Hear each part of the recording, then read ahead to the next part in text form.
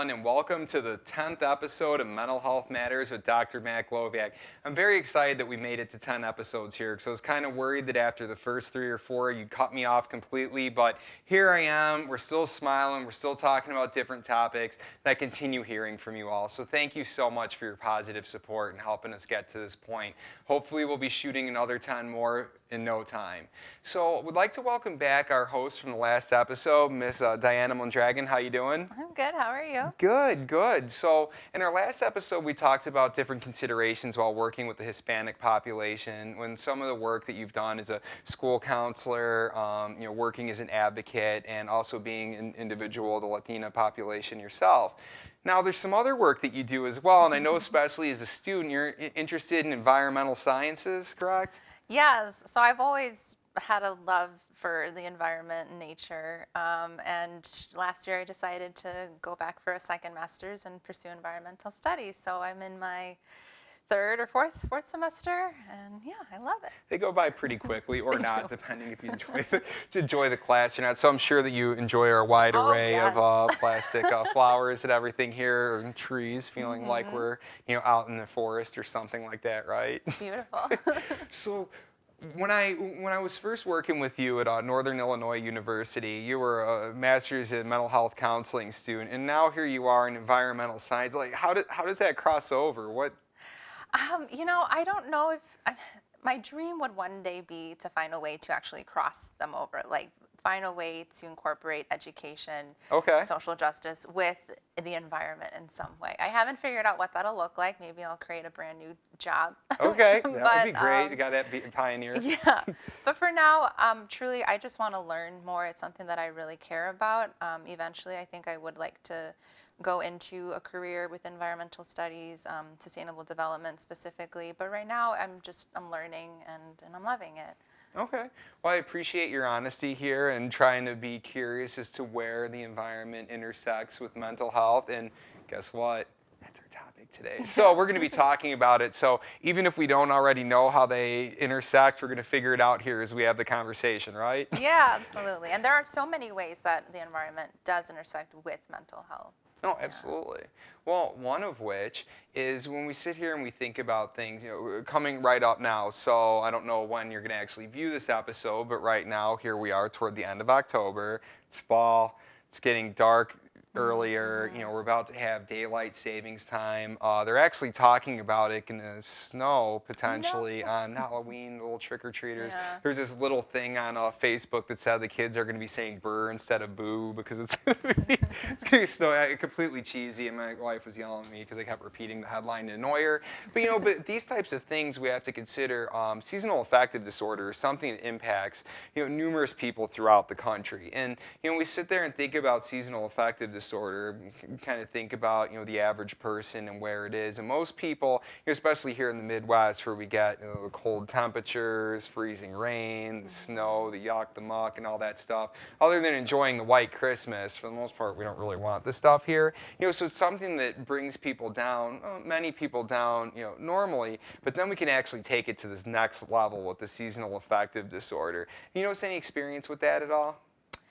Um, I mean, I know people that around this time of year do get low and want to just stay inside because it's cold and it gets dark out so much earlier, and you wake up, it's dark, you leave work and it's dark. Mm-hmm. So yeah, I definitely think it can affect someone's mood. Absolutely. Absolutely, and a lot of the things that we see here is it closely resembles, what we see for major depressive disorders is some of the symptoms that we have there. So, find yourself withdrawing from friends and family, withdrawing from different types of obligations, maybe wanting to stay inside, Netflix and chill, but not out of an enjoyable Yeah. choice. Just staying in there and just overall feeling down. It can be something that really does compromise one's well-being, Hmm.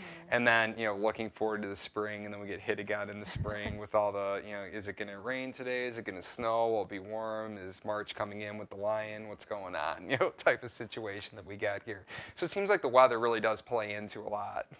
Yeah, and actually, I really like this time of year, fall specifically, because I think it's it's like a natural way of just letting things go.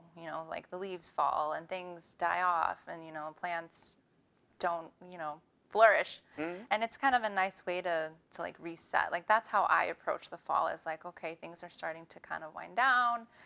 Things are changing. I'm going to let whatever happened this year go, let it die off with the season, and next year will be a new year. I love the way that you just mentioned that right here.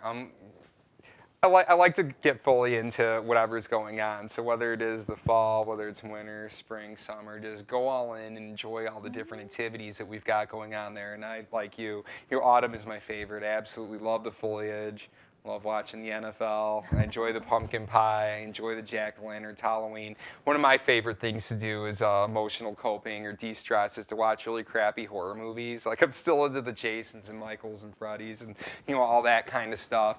But just being able to fully embrace that type of thing, and then we take a look at winter and whichever holiday that you celebrate, and we go into the different holidays, whether it's you're celebrating Kwanzaa, Christmas, Hanukkah, different things like that. There are different things that we could do to celebrate throughout the year to be able to make the most of it. Yeah, so there's always something, I think, to celebrate. And when you have something to look forward to, it's that thing that you get up in the morning, you're feeling good about it. We can engage in the seasonal activities. If there's some type of holiday that's coming up, in a couple weeks we'll be meeting with the family, getting the gifts and exchanging. Oh, spring is right around the corner. It's going to be opening day for the baseball season. We can get outside, kids can ride the bikes, go on jogs again. Middle of summer, especially out here where it's cold most of the year, you're able to go out, start swimming again, engaging in those activities, and then comes fall, your favorite one again. Yeah. Even just like getting out this time of year and like walking a trail or something simple like that, just spending time being outside. And like I live in Chicago, and people tend to think that like city is anti-nature, or like there's no nature in the city, but that's not true. Like there's trees all over the city. There's nature everywhere. I mean, you can't not be in nature. It's where we live. We live on an earth with trees and plants and everything. So finding a way to, I think, just acknowledge it has helped me, have a strong connection to nature and just feel good. Well, absolutely, and Chicago does make a good effort. And, Chicago even combined with the surrounding suburbs and that having the Chicago Botanic Gardens or Grant Park, going and walking around Lake Michigan on the beach, and there are just so many different things that you can do where you can fully embrace it. Like a few moments ago, you were talking about some of the simple things. Just being out in nature can be something that's so uplifting, and you're just taking a hike out in the forest, or taking a walk in the forest, or walking down the beach. How do those simple things go so far for somebody? There's a lot of research out there that highlights the benefits of being in nature, like reduced aggression, reduced stress, increased focus, increased spiritual a sense of spirituality. There's a lot out there that suggests that being in nature really is beneficial emotionally, mentally, physiologically, and it is something as simple as just being outside, taking a walk outside. Um, a few weeks ago, my school had an event called Get Out of Your Head Day. I like that. Get out of your head It day. was Okay. awesome. We can talk forever about School that. does a lot of amazing things. I know, like it's a this special school. place. But my group that I helped lead, we went out. The plan was to clean up the Fox River. We didn't make it there, long story. But one of the students that was walking behind me, it was like one of those, yes, this is why I do this moment. She was like, this is nice. I can't remember the last time I was out for a walk. And it was just so cool to hear her say, like, this feels good. Like, this is nice being out here. And I don't do this on my own. And now here I am. And I'm hoping that now she'll take more walks outside. But yeah, just little things, being outside, taking a hike, taking your dog for a walk. Yeah, and sometimes also like keeping the earbuds out, like listen to nature, listen to the sounds of the trees and the wind, the birds, the different insects. It's amazing. It's very therapeutic if you let it be. I like that. If you let it be. So, Yeah. what are some types of examples you can think of where you wouldn't let it be therapeutic? I mean, like like when I went to the Grand Canyon a few years ago and I like saw people there running with earbuds in, I'm like, what are you doing? Like, there's all this beautiful Grand Canyon, these beautiful sounds of the wind and everything. So I get it. Like, I also do like to run with my music on. I have like a running outside playlist. But being more mindful about not always doing that. Um, and another thing that I like to do is stop and actually like look at trees and look at the different leaves and look at the different bark, and anyone can do that. Like, you don't need to know the names of anything, but just notice how things are different and how perfect some things are. Like, just the way that some tree structures and tree leaves are. Like, how does that work? It's fun to kind of sit there and think about. Oh, absolutely, and there is a harmony, between Yeah. people and nature and what it brings. So, well, we need it to live, obviously. Yes, Yeah. Well, absolutely. and I was thinking about too, we've talked about in previous episodes, and one of those things that we always think about when somebody's in the middle of having a panic attack, anxiety attack, is feeling stressed out. It's one of the first recommendations we give is to breathe. Take a deep breath. And we know as we take that deep breath, it works, for multiple reasons. Taking the deep breath, we're going to be focusing, on the oxygen, that we're taking in and what we're breathing out. It's going to slow down, the flow of blood that we've got circulating through our system, which slows down our heart rate. We're slowing down our thought process and getting to a much better place. Now, my thing is, if breathing is such a great strategy to be able to relax people, how much better is it going to be when you're breathing in fresh air versus stale air? Oh, fresh air is so much better. Um, so like I said, I live in Chicago, and when I run in the summer, like, I get so out of breath so easily, and for a while I thought like something's wrong with me and my lungs. Hmm? But then I went to Minnesota in the summertime, and we went like up north, like rural Minnesota, and I ran 4 straight miles like without stopping, and I know it was the There's air a land of quality. 10,000 lakes out there, if I recall correctly. Yeah, that was beautiful. It But I was is. like, what is this? I feel like Superman. I'm just running, no problem. And I absolutely think that the air quality, if you're going to take a deep breath, it'll feel so much better if it's a deep breath of cleaner air.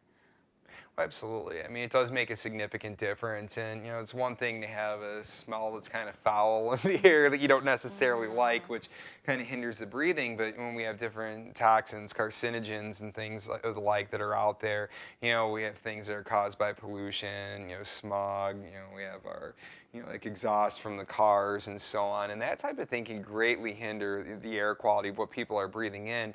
And to an extent that, not only is your breathing impacted, you don't want to breathe it in or be out in that type of environment, but to where you can actually start getting sick. Breathing in air that's full of different pollutants, and that can lead to different neurological issues. It can lead to lung issues. And as we know, when somebody's feeling sick physiologically, it's going to also impact the mental health. yeah, absolutely. And like we had talked about in the previous episode, um, as far as like certain marginalized communities, we do see, especially in places like the city, more low-income areas are more subject to environmental hazard, whether that's like waste or poor air quality. And then it's so just another thing that's another barrier, another obstacle that people who are already marginalized have to try to work through. Hmm. How about we take a moment to focus on that? So, in terms of like waste and pollution, like litter, we see throughout the country, there are different places that may be more or less focused on, what we've got going on. I'll drive on some highways and see $500 fine for littering. In those Hmm. places, I don't see much litter at all, whereas other places don't promote that, and I see junk all over the place. And it's one of those things that it's really disheartening to look at. You don't really want to be out and engaging in that type of environment. And when you go and you're taking your little kids, let's say to a playground, you go to the playground, the garbage can is completely full and stuff's all over the ground, or maybe there's not even a garbage can. Things are broken, there's shattered glass on the ground, and all these different types of things. It really makes it hard to take pride in your community or take pride in Hmm. that environment, to want to be able to play and have fun and enjoy that, or take a walk in that area. Like, what types of things do you see along those lines? I think about that a lot too. Living in Chicago, I see a lot of litter throughout the streets. Sometimes I see people just like blatantly littering, and it's very, That's the worst. very I hate that. upsetting, Yes. very disheartening. Like, and it's hard because part of me gets like so mad, and it is frustrating, but then another part of me is like, I don't know this person. I don't know what other issues they're dealing with. I don't know what they were raised with. Maybe they weren't raised with values, environmental attitudes and behaviors, valuing the environment as much. And so it is tough. And that's maybe like where I want to take this counseling, education / environmental studies career, is finding a way to help help people in some of these more low-income areas understand their connection to nature and how littering does affect everybody, and how they can get involved to make sure that their parks are clean, or that their streets are clean, because it is, it does come from people having a collective voice for change to happen. But if you don't know that it's an issue, if you don't understand why it's an issue, you're not going to rally together to try to make any change. Mhm. No, absolutely. Just sit there and think, okay, what's another piece of garbage? It's no big Yeah. deal. I remember, and please don't quote me, I don't remember exactly who gave the stat or anything, but it was recently, out in New Hampshire, and it was brought to my attention a presentation that somebody did on, the environmental impact to marine life with pollution that's going on in our Mm-hmm. oceans. And there was something to the fact that by the year, I think it was 2050, there's supposed to be more plastic in our ocean than Yeah. marine life. Yes, I saw that too. More plastic in our ocean than marine life. So here's another thing I find interesting. So when I was a little kid, and I'll save you the long story, when I was a little kid, first dream that I had was to become an astronaut. I really wanted to fly into space and all that stuff, and I'm still into space to this day. I'm a big nerd. But anyway, I remember one of the first things I read, it said on there that we know actually more about outer space and the universe than we actually do about our own ocean, because we can't get to the deepest depths. There can be numerous species we have no idea that Yeah. exist, and so on and so forth. How disheartening is it to be having statistics to the extent of there's going to be more plastic than marine life, which we can't necessarily even completely Mm-hmm. calculate yet, by the year 2050? Like, how does that impact us? Yeah, I think especially something that I read a lot in my environmental studies class, is the effect on students who study environmental science. It Can be can, depressing in and of yeah, itself. You're reading the yes. book. Wow. Like, what is our future? Uh-huh. And it can be disheartening. It can be depressing. But something that really helps me think, like something that I like to think about, and I need to credit, I think Tom Wessels is his name, a book that I read. It's called The Myth of Progress, but he describes this continuum of where we're at with the environmental issues. Like on the very extreme horrible side is environmental degradation, human suffering, and then the positive side is everything is this utopia, everything's perfect. Right now we're somewhere in the middle, but everything that you do, whether it's getting a reusable cup, reusable bags, picking up trash, like spending a day picking up your street, all of that is keeping us on like the more positive side of the continuum. So that's something that, yeah, maybe like taking your own bag for groceries isn't saving everything, but it is helping. And I think that that's something that people need to understand a little bit more, that every little thing that you do as an individual or as you do in a community, again, like rallying together, making sure that you're voting for people that care about climate change and care about the environment, that all matters. And that helps me with that kind of like fatigue I get sometimes, or depression I get sometimes when reading some about these issues. They're big issues, but every person can do something. So global warming is real, right? Absolutely.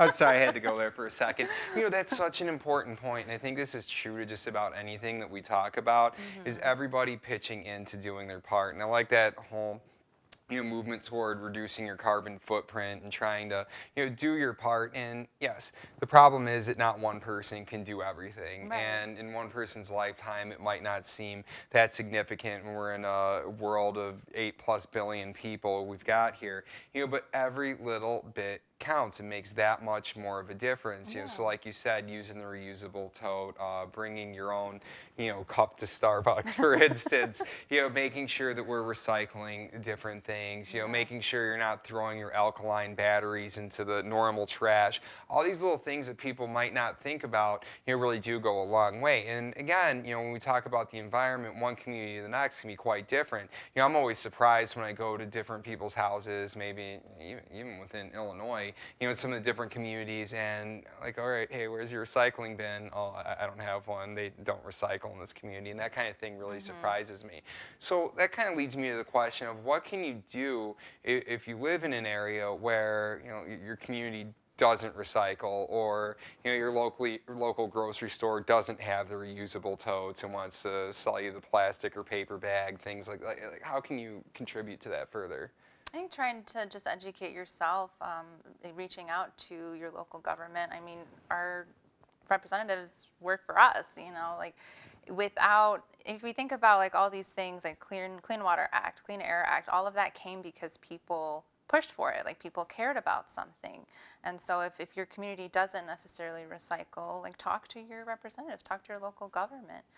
Maybe, you know, if it's a community owned, like a local store, and not a big chain like Meijer or Walmart or anything like that, but if it's something more local, or family owned, talk to that store and say, hey, like I would like to see, I don't like no styrofoam, like maybe composting, those compost containers. It all comes from people starting to say things. Like I have a dentist appointment on Saturday, and I'm going to tell them I don't want the little bag with the plastic toothbrush and the plastic toothpaste and the floss. Like I'm, you know, and that's one person. If more people start doing that, that dentist office is going to say, oh, our people, our guests, our clients don't want this. We need to find alternatives. Absolutely. Well, you know, and I know too, even something as simple as a straw, you know, that's been a really big deal here, you know, out in the United States. You order a glass of water at a restaurant, they give you a ton of ice in it, and then you get, you know, the straw, and then not only do we have a plastic straw, but it comes in the wrapper, and we have Yeah. all this going on here. You know, and going to some of the different countries and that, you ask for a straw, they look at you like you're an absolute criminal, you know, for asking for that. Because again, this is something that's, you know, not biodegrading the way that other things are able to, you know, so taking a look at things like paper straws, you know, U.S. Cellular Field, yes, I'm a Sox fan. No, we didn't have the greatest season, but still, you know, I remember the pride that they took in being the first ballpark in the Chicago area that was using the paper straws. And, you know, that type of thing really does go a long way. And it starts somewhere by saying something like you said, or even seeing some of the local grocery stores. You have the plastic, you know, disposable bags that you carry your Yeah. groceries back in. I know a lot of the recycling programs in the community don't recycle those in the blue bins. However, you can go to different stores and you deposit it there, and then they recycle it and make that fine little bench that you get to sit on if you're sitting outside the store. Yeah. So those types of things make a really big difference. Well, what do you think in terms of what are some of your biggest concerns that you have right now? Definitely plastic. It doesn't go anywhere. Like that's I think about that a lot. That it's somewhere, it's all just somewhere right now. So I think a lot about plastic, and ways that I can reduce my plastic use. And it takes time. And I think that's another thing that people need to understand. You don't need to switch to like zero plastic overnight. Like that, I think that would be impossible. Just making like little changes, over time. Um, let's see what else. The oceans, which again I think does relate to plastic, air pollution, and I think a big concern I have is just the lack of awareness that some people have. Again, because change will only happen if people demand it, and if people aren't thinking about these issues, or if they don't think climate change is real, or if, you know, they're not paying attention or just decide that they don't care, then that's a concern, and that's not going to help the situation. Well, it's a battle that we continue to face, and it almost seems like whenever we address and resolve one problem, another one arises. You know, think about, you know, the invention of bottled water. You know, we talk about bottled water, and, you know, that started to really catch on with a lot of people, and then now, you know, instead of filling 8 glasses of water, we're just, you know, having 8 bottles of water, and then either throwing them away. We know that that can create some greenhouse effects and everything here, which is, you know, creates a lot of sorry, I'm like stumbling there. You know, which creates a lot of pollutants in the air and Yeah. everything, and, you know, And in your reduces the air body. quality and in your body. Absolutely. Yeah. You know, we take a look at these different spray cans and that chlorofluorocarbons. Did I get that one correct? Yes, you did. Okay, close enough. The CFCs. You know, we had that whole bottle there, so now or battle there. So, you know, Which now we we won. see. Those are banned Which we now. won, so Yeah. those are banned now. We see more people using the non-BPA lined, you know, water bottles that they can reuse again and again. So we do this, and then, you know, now we see different makers such as like Tesla with the electric cars, and other companies are starting to catch on. Yet we still continue to see more problems. I remember one of my favorite inventions in recent time was a Keurig coffee machine K-Cup, probably to give me a dirty look. And, you know, so I started, you know, I was enjoying my coffee, and I had a gentleman who teaches us some environmental classes. And he looks at me, he's like, yeah, you know, so yeah, those K-Cups are great, but now we have a completely different environmental concern now with all these K-Cups being thrown all over, and what do we do with that plastic and so on. So there's always, you know, once we fix one problem, it seems there's another, then we fix it, then there's another, then we fix it. Then It's there's so funny another. you mentioned the K cups. I agree that they're horrible. They could. They make reusable K-Cups where you can fill it with Yes, your own coffee. I do yes, that a you decent can. amount. I have one of those. Um, Yeah, and again, I get that it's convenient, but I think that we're getting to a point where we can't just think about our convenience, because it's killing the planet and it's killing the planet for future generations. Like you have children, I'm sure you hope like think about these things. Um, so the K Cup, they have a program. They have like a program where you buy a box, you put all your K cups in there, and then you send it, and they recycle the coffee, they recycle the plastic and the aluminum, and then they compost the coffee grounds. So they'll send you like 5 boxes, depending on how big your office is, how much you want, and then you just ship them over. And so see, like yes, that is an issue, but there's also like it's not the perfect solution, but there is something to help that. Absolutely, and see, and again, the awareness. I'm sure many Yeah. people, including myself, unfortunately, were unaware of that program. But was aware of like the little cup you can use and wash and put your coffee in, and Yeah, and that's a do good that one there and too. everything. You're talking about children and the future generations, and I think that's one of the things that we've had historically problems with is that we worry about, or we don't worry about ourselves and say, well, a future generation can deal with it. They'll have better technology, put it off. But what we're seeing here, children, adolescents, younger folks are rising up all throughout the country, speaking up to Congress about environmental factors and the impact it's having, such as the fires in the Amazon and everything we've got going Mhm. on. What do you think about that? I think it's awesome. I had the opportunity to go to the youth climate strike, and it was just so cool seeing all those young people. Again, like uniting, being a collective voice, saying like we care about our future, and everyone, scientists and people are telling us that we have like 10 to 15 years, to turn things around. Like I'll be in my maybe 40s, 39 at that point, but they'll be young. Like they're trying Hmm. to live their lives, and um, yeah, one of the environmental studies teachers at my school did mention that sometimes students do struggle. They get down too because they're young, they're in high school, but then they're reading that the earth is in danger and their futures are in danger. And so I loved seeing so many students out there with an opinion and calling for change. Absolutely, and the change needs to happen now. I mean, we do see, we have the polar ice caps melting, Antarctica's having issues. Just the climate is changing, Yeah. overall. We're seeing more hurricanes and such, and all that is a direct impact of this. And it goes to that whole saying that an ounce of prevention is worth a pound of cure. So if we have 10 to 15 years to work on this, we really need to start doing it now instead of taking corrective action after the fact when it's too late. Because I think that we're going to be significantly impacted on this planet before we can start colonizing on Mars or anywhere else like that. So the time to do this is now, and if we don't take care of ourselves, we're going to have many ramifications to our mental health and just the entire quality of life that we have.